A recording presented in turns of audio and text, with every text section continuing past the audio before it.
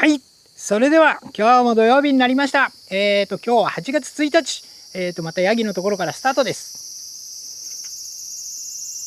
影に隠れてます。暑いですね。言いたくないけど暑いですね。ちょっと陰ってきた。これはゴーヤを植えました。ゴーヤの種を沖縄の視聴者が送ってきてくれて、ゴーヤどうですかっていう、うちゴーヤ大好きなんで、梅肉とあえてこうやるやつが好き。そして毎回の中野パープルも伸びてきましたね。いい感じ。今のところ病気なしで、一回予防やりました。またこれ葉っぱがチラチラだったんだけど大きくなってきた。何の品種かは分かりません。これ長野パープル継ぐか、もしくはこのまま育ててみるか、何がなるか、その方がいいかな。そんな感じでやっていこう。で BK シードレスもどんどん上でちょっと分岐させて何枝かにさせていきます。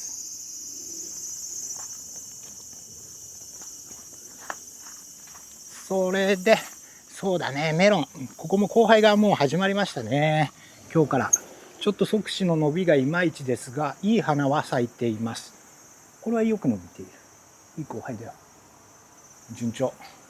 交配後22日。いつもこう暑くなると交配早くなっちゃうんですけど、うまく耐えてくれて20日まで先まで来たんでよかったです。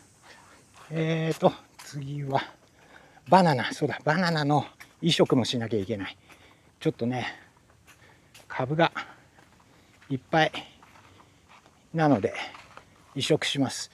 えらいことになっております。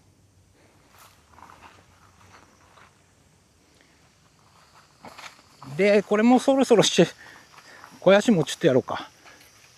これもそろそろいけそうだな。来週にはちょっと切ってジュースにしてみよう。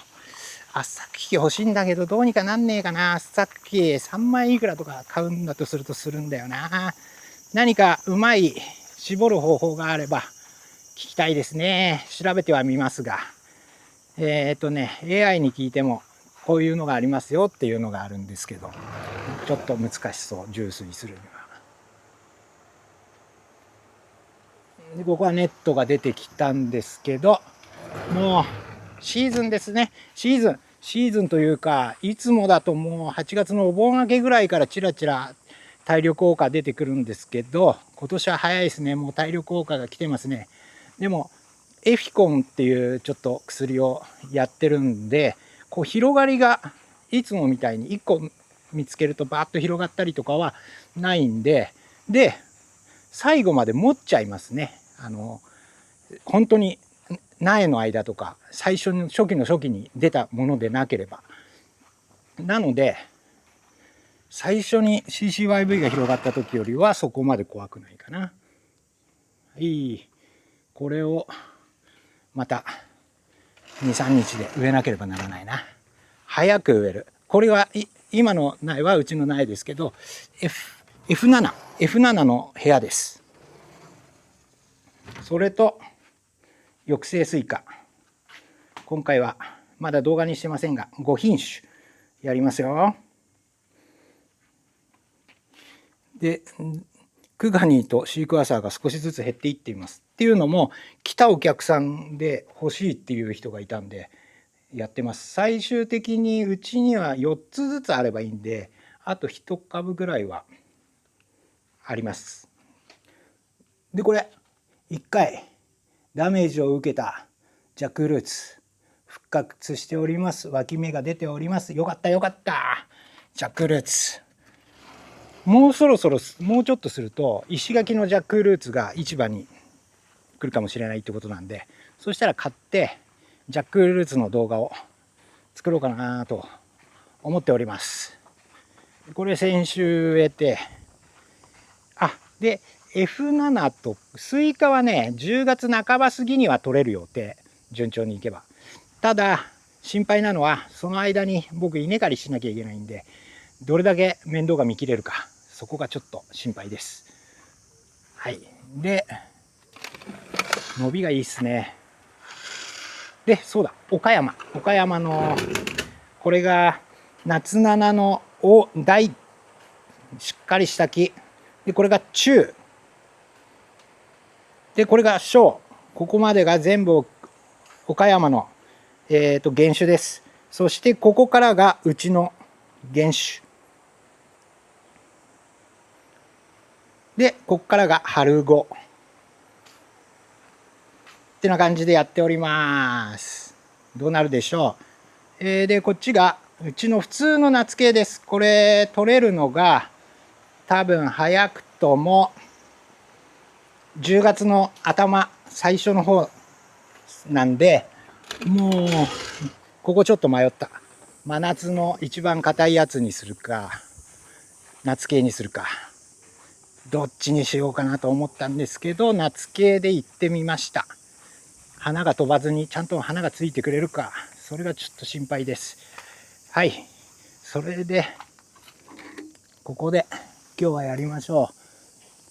すごく涼しくて、ぶどうでコメント返しを始めたいと思います。ちょっと移動します。合体。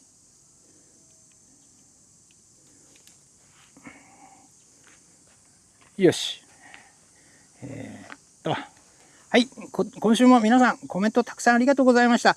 そしてね、嬉しい報告がいっぱい届いております。公式 LINE の方に写真とともにスイカとかメロンとか、報告を皆さんなんかいつもよりうまくできたっていう報告が多いので、すごく嬉しいことです。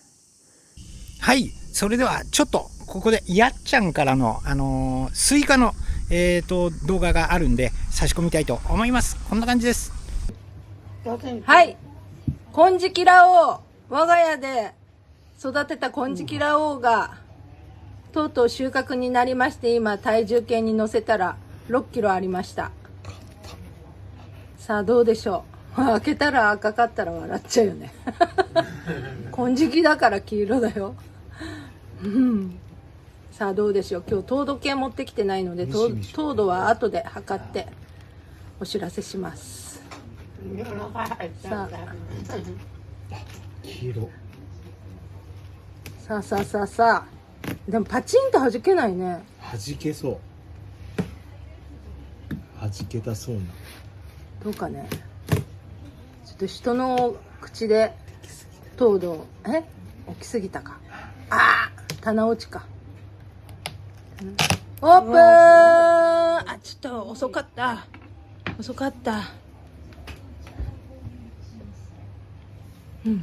匂い、スイカの匂いだ。爽やかな。ちょっとそこはね、もうちょっと早く取ればよかったね。もう藪の中に隠れてて。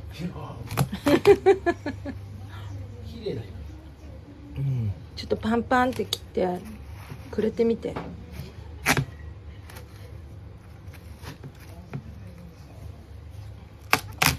そうか。まあ先週から気にはなってたんだよね。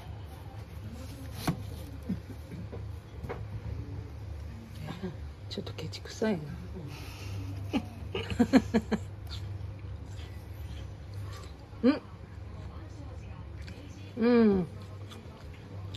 11.7 度。私のお口の糖度計は、美味しいよこれ。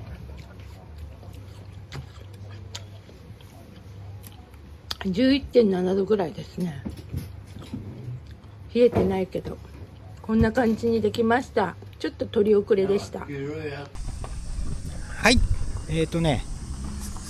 やっちゃんあれ 14.7 度あったらしい。写真とかも全部っていうのも、うちから行ってるうちで育てて余った苗をやっちゃんにいろいろ送ってもらったんで、それのお返しじゃないけど苗をあげた苗の金色羅王がこんな感じで感想が、こんな美味しいスイカ今まで食べたことないっていうことなんで非常に良かったと思います。っていうのも育てたのは自分なんだけどね、空洞のやつはね、多分ね、どっちかっつうとね、初期肥大の時の影響かもしれないですね。取りが遅かったわけじゃないね。果肉に潤みとかが来てないんで、遅かったわけじゃないと思います。はい、そんな感じです。で、またロママさんがまた動画で報告してくれてるので、いやこれはもう今日だ。今日大きくなった動画が来てますね。これはどうなんだろう。出していいか動画かわからないんで、はい、ロママさんの方ちょっと貼っときます。こっちに見てみてください。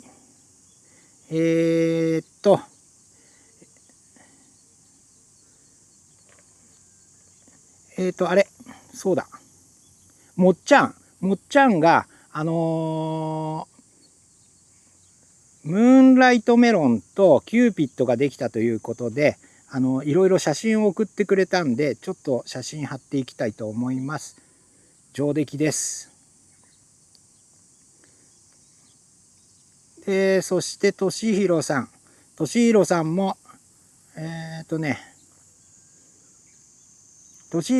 はあれだね、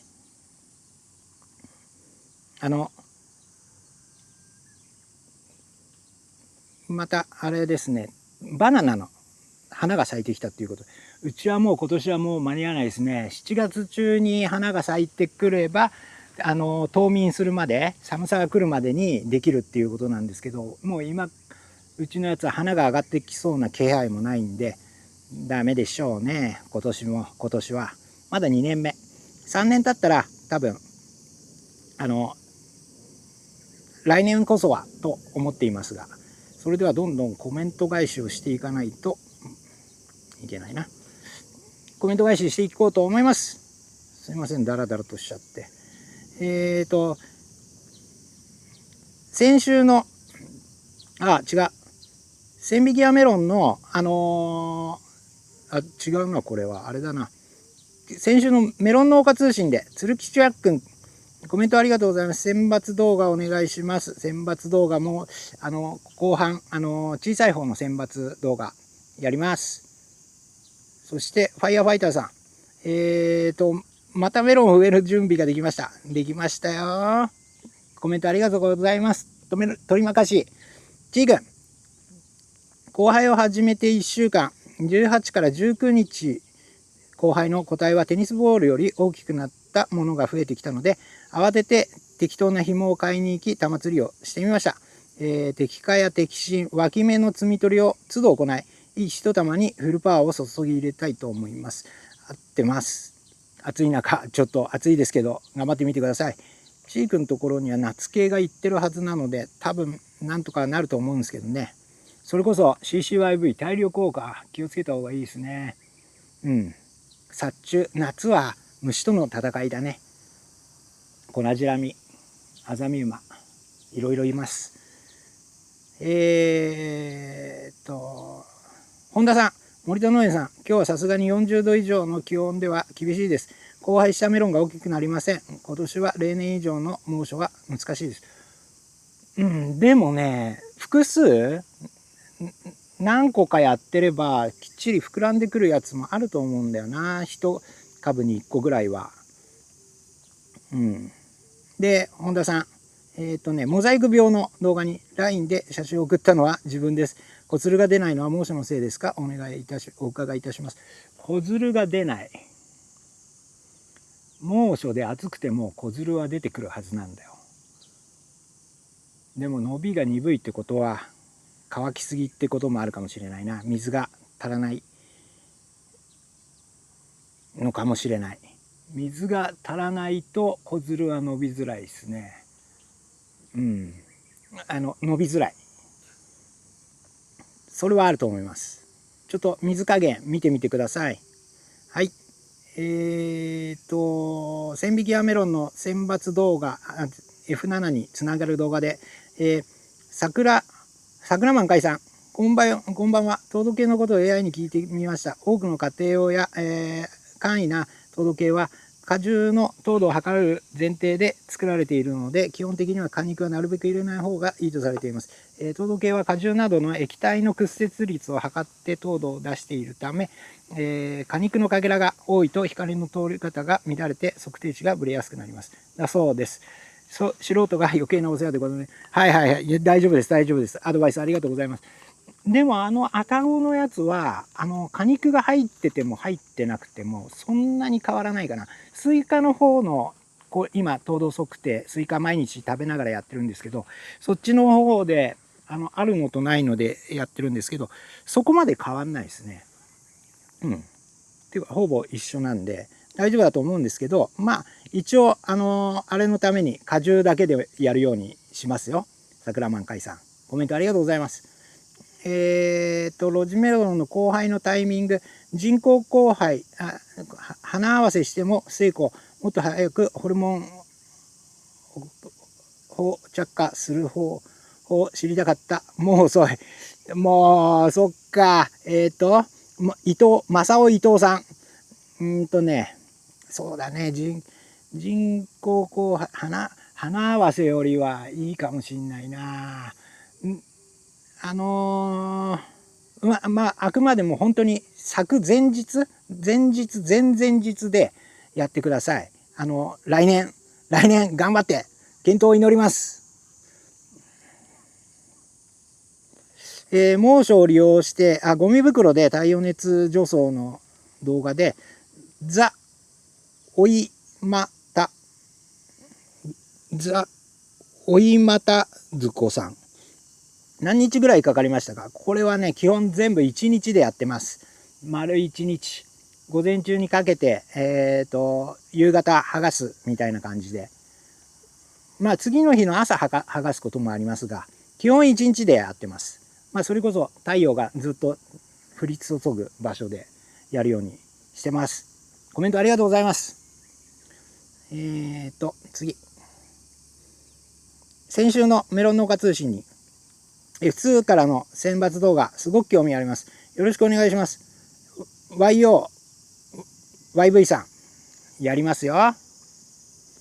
ただ、病気が怖いのと、時期的にちょっと春系なんだけど、あれで言ってるんで、ちょっとね、時期的なものが心配ですが、もうさっきの苗、来週中には植えるんで、それでやっていきます。コメントありがとうございます。イピカイピスさん、お疲れ様です。春系ベルダの収穫が終わり、夏系ベルダ、ロイヤル、ディーバが収穫になってきました。玉が小さいのが多いですが、綺麗なネットが入ってきて、見た目はいい感じです。一つ聞きたいのですが、首を短く仕立てるにはどのような管理が適切なのでしょうか。ご教授願います。交配時の水加減ですね。交配時に水が多いとどうしても首が伸びやすいかな。あとは交配になるまでに、しっかりした徒長してない木を作るっていうのが大事。徒長した木だとやっぱり首も伸びてきちゃうので、そこまで交配まで結果子は最初ってよく伸ばすんだけど徒長しないような木をということで、野号を置く場所を決めたら、もう結果子を置く場所を決めたら初期にピュッて伸ばして、そこからはそんなに水を追い込まないみたいな感じですね。交配時も水がたっぷりあるっていうように、どっちかって言ったら乾き目で交配はしていきたいんで、それが多分、ただ首を伸ばす伸ばさないは本当のメロン農家でも結構短く仕立てたくてもなかなか短くできなかったり伸びちゃったりするんで、ちょっと難しいです。まあでも交配時のそこまでの水加減と言われてますね。はい、コメントありがとうございます。名古屋みちんさん、森田さんこんばんは。鶴枯病から生き残ったディーバメロンが6個残ってますが、まだ交配から40日しか経ってないので理想が出始めてしまいました。このままだと60日行くまでに落ちてしまいそうです。5日前のことですね。多分樹勢が弱っちゃって、メロンを鳴らしとくだけのパワーが木に残ってなくて、もう無理だと思って理想が出て、で落ちちゃうっていう現象でしょうね。そうなると今度ちょっと難しいですね。まだ残ってんのかな、今45日ぐらいで。今残ってればあと1週間耐えてくれればなんとかなるかもしれないですけど。はい、名古屋美人さんコメントありがとうございます。スイカの収穫 TK40 AMGP KGC さん2005さん、2個目割れてた隣もバッチリ割れ目入ってませんか？ここまで本格的にやっていませんが、僕なんて家庭菜園だから5本の苗で勝負してまして、今期はブラックバルーンとブラックジャックと、小玉以上中玉以下みたいな通常スイカを育てています。せっかく大きく育ってきて破裂はがっかりしますよね。確かに。でもね、もう全部もいだんですけど、2つだけで済みました。金色羅皇。ただ玉はカンカンと張ってた。50日過ぎても結構張ってたので、そうですね、そんな感じでやっぱりね、スイカは割れるスイカと巣が入るスイカに分かれるそうで、品種によって金色羅皇は割れる方の品種だってなんとか言ってましたね。でやっぱりそう割れるぐらいに締めて作ってった方が味は乗ると言っていた。まあ水加減かな。餅とスイカも、はい、カメラが止まっちゃいました。餅とスイカもあれですね、研究しないといけないですね。はい、コメントありがとうございます。そしてちーくん、我が家のスイナップルも音が少し鈍くなったので月末にでも収穫してみようかと。ということは2日前、月末なんでもう収穫したかな。正確な交配日が曖昧ですが、6月16から20の間なので特別早いわけではなさそうです。長くて46日、短くて41日、42日、そんな感じですね。まあ45日から50日の間ぐらいがいいかなっていう感じだったんですけど、うちスイナップルすごく糖度上がりました。動画にします。また見てみてください。前にスイカの葉がおかしいと LINE で送ってから数日間観察したところ、雨が2週間も降らないことでの水不足と暑さと日射によるしおれだったようでして、水やりを3日4日続けた朝方と西日に傾く頃には葉がシャンとして上を向いてきました。よかったよかった。今も直苗のスイカたちも日照りに弱いみたいで、雨が降った翌日でも日中は葉の様子が悪いですが、夕方にはみんな上を向いています。ちなみに金色羅皇の音はまだ甲高い感じなので、8月に入ってからの収穫になります。金色羅皇は50日なんとか持たせてください。うるみは来づらい品種なので、50日頑張って50日。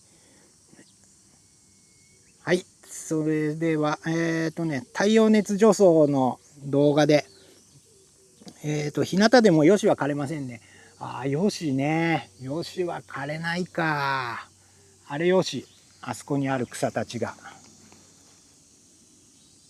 この草たちヨシですね。ヨシになんだっけな、カヤネズミっていうやつがいて、カヤネズミの巣があそこをトラクターで買った時にカヤネズミの巣があったんで見つけたんで、動画をちょっと撮ってあるんですけど、カヤネズミの巣どこにしまったかな。カヤネズミの巣見てみたいですか？もし見てみたかったら動画に編集してみますけど、なかなか需要があるのかないのか分かんないんで、一応記録には取ってあります。ヨシは枯れないか。ヨシ試してみる？ヨシ試す？でもね、今年はねちょっと考えてて、もうこの猛暑で今回は肥やしの袋使った肥料袋を展開させて、肥料袋でやってみようかというふうに思います。そうするともうほぼお金かかんないっつうか、肥料袋だったらねただみたいなもんだからね。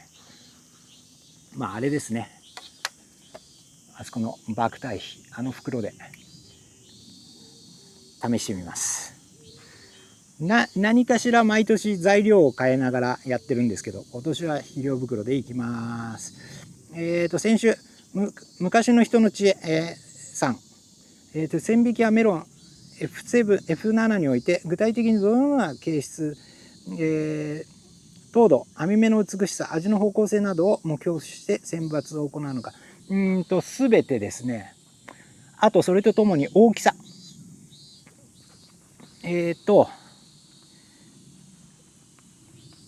千匹屋で買ってきたあのメロンを、まずあれか、その動画ここに貼っておきましょう。やってそのものに近いメロンっていうのも目指そうか、もしくは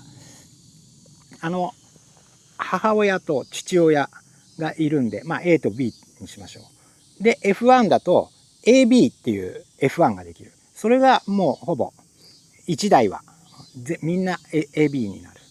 でこの AB からできる F2 を巻いた時には AA、AB、BB みたいな感じでばらけるんで、そのばらけたやつをまあだから母親に近い方 AA 母親に近い BB 父親に近い方だ、こっちとこっちで選抜してみようかみたいな感じでやっています。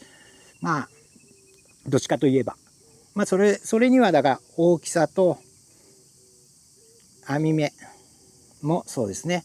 であと糖度ですね。その中でも糖度が一番の載っているものを、選んでます。そうだね。なので、将来的にはその A と B2 つに選抜したのを掛け合わせると、元の千匹屋で買ってきたメロンみたいな F1 ができればまあ固定されたってことになるんじゃないかなっていう思惑です。はい。でその選抜のちょっとこんな感じでっていう動画を先週も言ってたんですけど作ってみます。今 AI にこうイラスト図を作ってもらってそれを元にちょっと説明していきたいなって思っております。コメントありがとうございます。次スイカの TK40 の峰子やんばるさん、割れたスイカ痛々しい。これねスイカの動画ね。でも2玉で済みました、割れたの。まあでも初めて割ったな。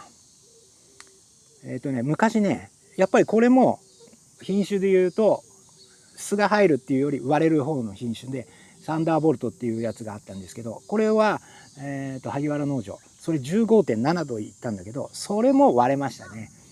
7玉中2玉ぐらい割れた。カンカンだった。ただ糖度は乗った。うまかったですよ。はい、武藤さん、お疲れ様です。毎日暑いですね。体調には気をつけてください。はい、気をつけてやっております。僕はね暑いのは意外と得意なんですよ。本当にこの暑くても温室の中入ってられるし、暑さでどうにかなったことは今までないんですけど、寒いのは苦手です。本当に冬の寒さは苦手です。温室育ちなもんで本当に暑いのは大丈夫。ありがとうございます。コメント。マスクメロンの性種的新アジザムロニさん。これはインドネシア語かな。温室のドアは空気循環のために開けられていますか？温室のドアは開けてないです。虫が入るといけないんでドアは開けてないですけど、天窓は開けていますね。天窓全開です。で側窓は開いてるんですけど、側窓のところには0.3 ミリの網を虫除けでやってます。側草の方がこう虫が来やすいんで。コメントありがとうございます。鳥まかし。ファイヤーファイターさん、インドネシアからありがとうございます。モザイク病は、これは我が家のものとモザイク病の動画で、これは我が家のものとよく似ていますね。メロンの葉が黄色くて葉脈が目立っていて、鮮やかな緑色ではありません。解決策は根元から取り除くことです。そうすれば他のメロンの木に感染が広がりません。合ってます。動画通り根元で切って根っこは抜かない方がいい。コメントありがとうございます。鳥まかし。スイカの動画で、小さい頃、アドABC キングさん。小さい頃よく畑になってたスイカ指で叩いてたな。確かに僕も子供の頃叩いてた。多分大人がやってるのを真似してたんだろうね。子供の頃何も分かんなかったけどコンコンコンコンってやってましたね。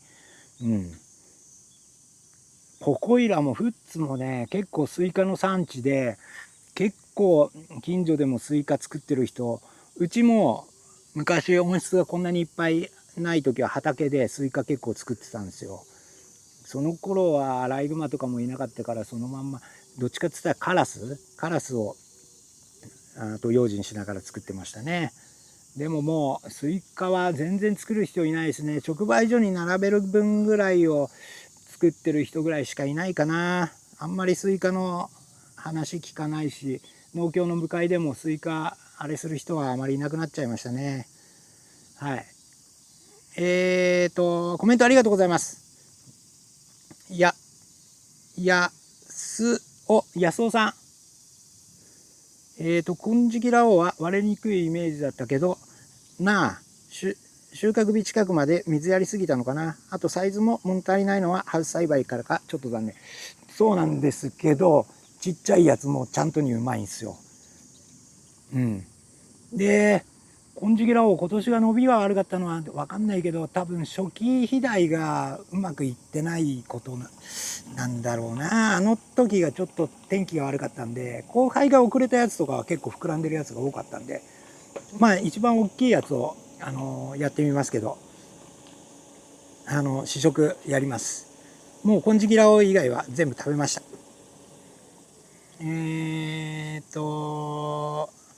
あら、昔のメロン農家通信。この動画はいつのやつだ？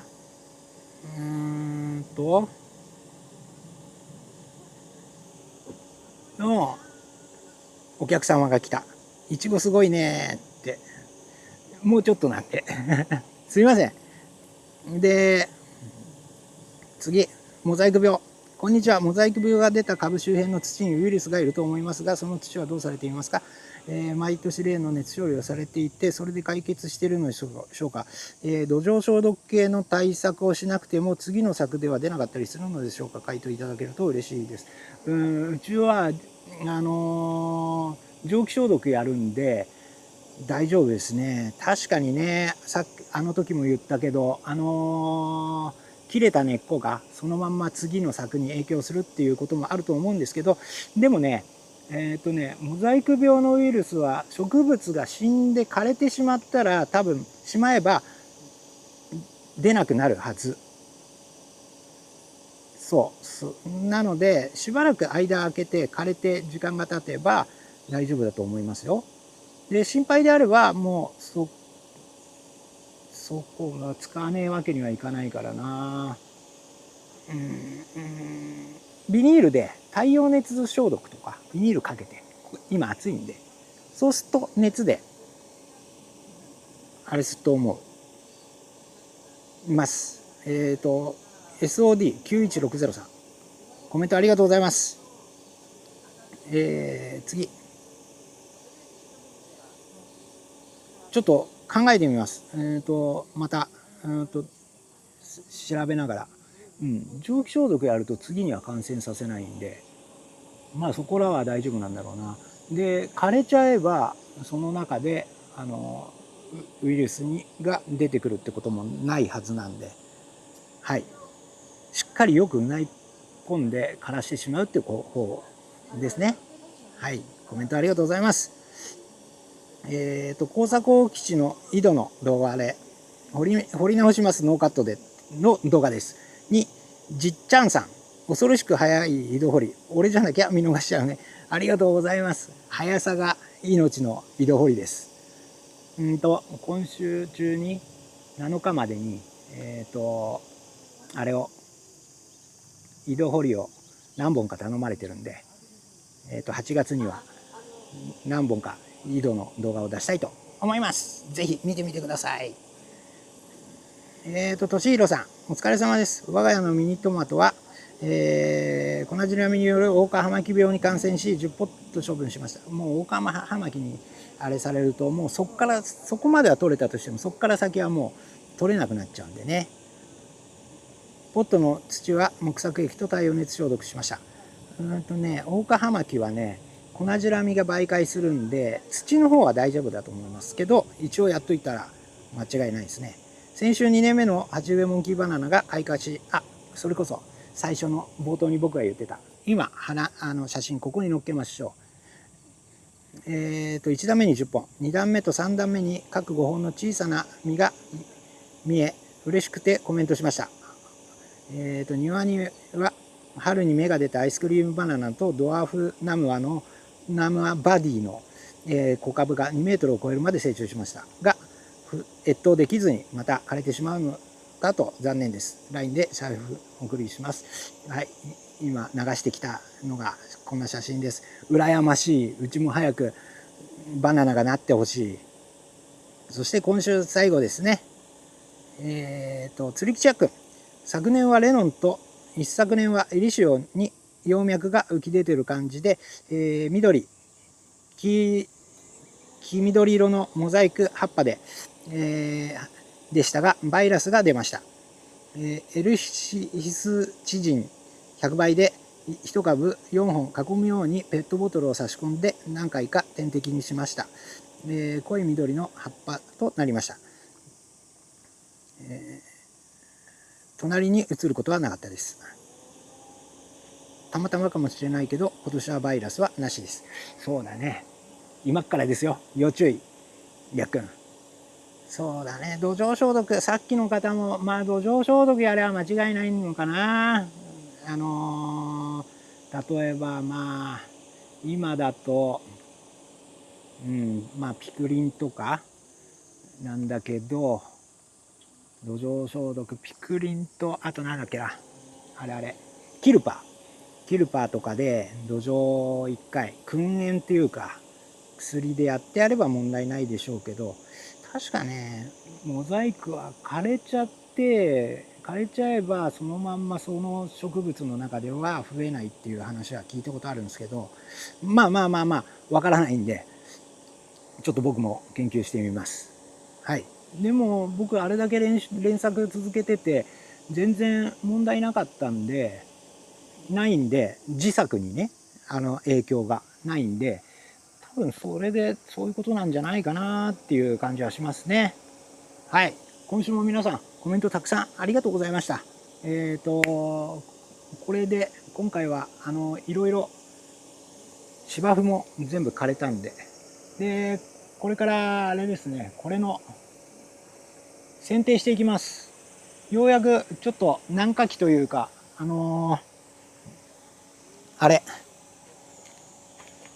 少しね、柔らかい葉っぱじゃない、実がちょっと水をあげ始めたような感じで、上の方の実がちょっと柔らかくなってきたんで、ここぷよぷよっとほんのりぷよってしてきたから、そろそろベレーゾン突入かと思われるんで、このね、上にあるこいつら全部剪定します。